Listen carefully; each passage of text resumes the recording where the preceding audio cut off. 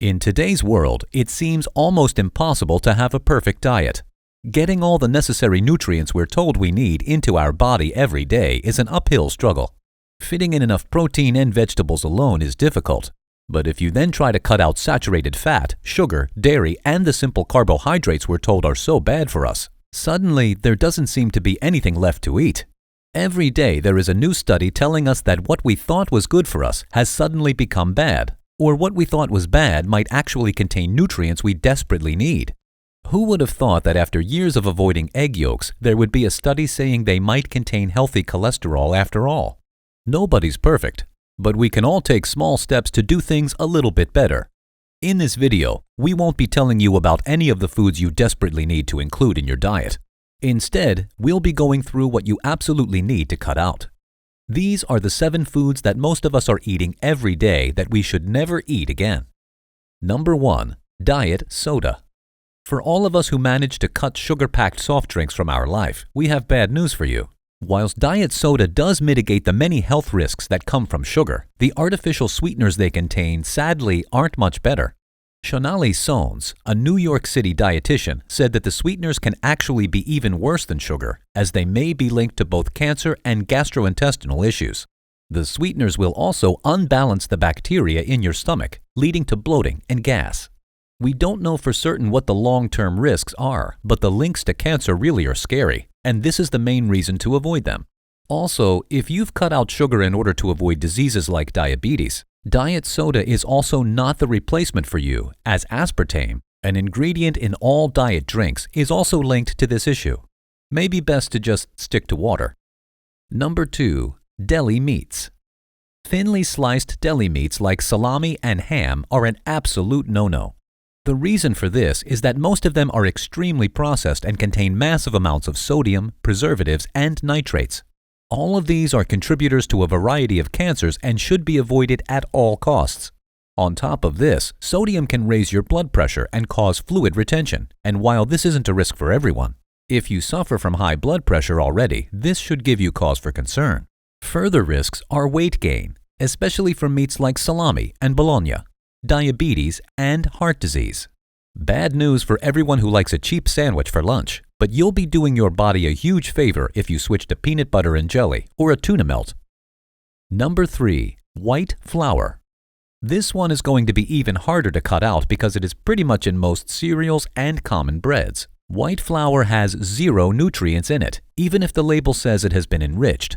And its processing means that a substance called endosperm is removed from the wheat germ, as well as the wheat bran, both of which are vital to your digestion. Consuming white flour all the time, or even sparingly, can contribute to fatty liver disease. On top of this, it also raises bad cholesterol, increases your blood pressure, and leads to weight gain, mood swings, and even obesity in extreme cases. The good news, though, is that finding white flour substitutes is not difficult to do. Just look for multigrain bread instead of normal sliced bread, and when you're buying pasta, be sure to go for the ones labeled as whole wheat pastas. You can still squeeze in the occasional cupcake, but be careful. Number 4. Processed oils. This one is going to be way harder to cut because oil is used in the production of just about every meal we eat, and a lot of these are the processed kinds. What's important to note is that there are 2 types of oils: processed, refined oils, and unrefined oils like extra virgin olive oil.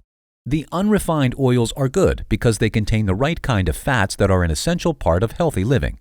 Refined oil, though, is altered by using chemicals that are harmful to us. These can include canola, vegetable, soybean, safflower, and corn oils, as well as margarine. That's a pretty substantial list, and there's a good chance that we all have at least one, if not most of them, in our kitchen cupboard right now. All of these cheap oils are processed and extremely dangerous to our health. The good news is that replacing them is easy. Unrefined olive oil, especially extra virgin olive oil, is healthy and packed with so much more flavor. Coconut oil is another, mostly flavorless alternative, and organic butter, which gets a very bad rep, is far better for you than the fat-free margarines that are usually marketed to us. Yes, they do have lower cholesterol, but the other health side effects caused mainly by the fatty acids and extra chemicals in them are far worse for us in the long term. Number 5. Fried foods. To everyone who lists French fries as their favorite comfort food, we're sorry.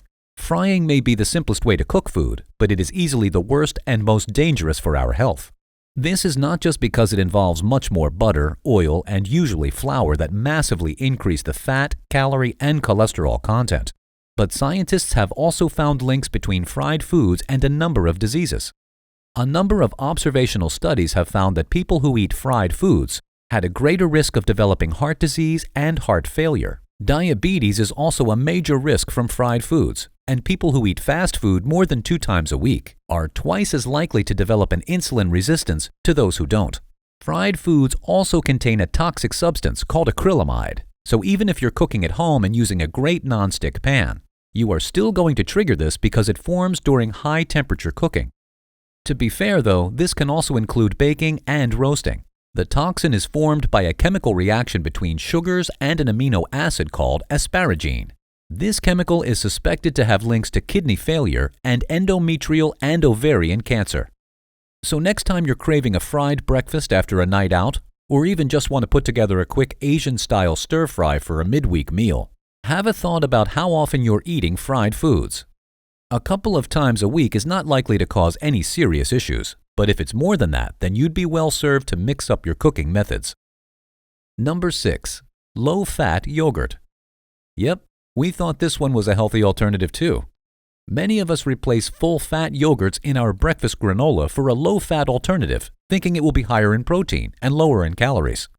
Sometimes this can be true, but manufacturers often reduce the fat content without compromising on flavor by adding additives and modified food starches or gums to replace the sugar. Current studies indicate that low-fat diets are not more effective for losing weight, and the long-term side effects of the chemicals and additives used to maintain flavor in less natural foods are far more severe than their alternatives. Don't worry though, Greek yogurt is a brilliantly healthy and natural low-fat yogurt that you can get at most supermarkets. As long as you're not getting it confused with reduced fat options, you're in good stead for a healthy start to your day or mid-afternoon snack. Number 7. Breakfast cereals. We've already covered white flour, which is included in a number of the most popular breakfast cereals bought in the US today, so you should be cutting those out already. If you need more reasons to stop eating Cap'n Crunch though, we have those for you too. The majority of breakfast cereals are loaded with sugar and refined carbohydrates. Most cereals actually list sugar as the second or third ingredient, and you'd be shocked at the sheer amount of it in cereals you probably thought weren't even that sweet. Even cornflakes and Rice Krispies are packed with the white substance that has so many dangerous effects on our bodies, not least of which is a spike in blood sugar and insulin levels. The simple carbohydrates in breakfast cereals also mean that your body will run through the energy really quickly, meaning you will likely crash a few hours after and crave another high-carb meal. This is detrimental to your weight and can create dangerous cycles of overeating. Turns out breakfast isn't the most important meal of the day after all. It's just the first. Nonetheless, if you take a good look at the nutritional facts, you'll be able to find a delicious breakfast cereal that does the job and avoids the dangerous sugar levels and simple carbs. Try a low-sugar granola or an oatmeal-based cereal like Grape Nuts or Oatmeal Squares. The main thing to look at is the sugar content and try to find cereals with a glycemic index of 55 or less. How many of these foods will you be cutting out of your diet completely now you know the facts? Let us know in the comments below. Here are 2 more videos you might find interesting. Feel free to choose the one you like. If you enjoyed this video, give it a like and share the video with your friends. And for more interesting videos on health, subscribe to the channel.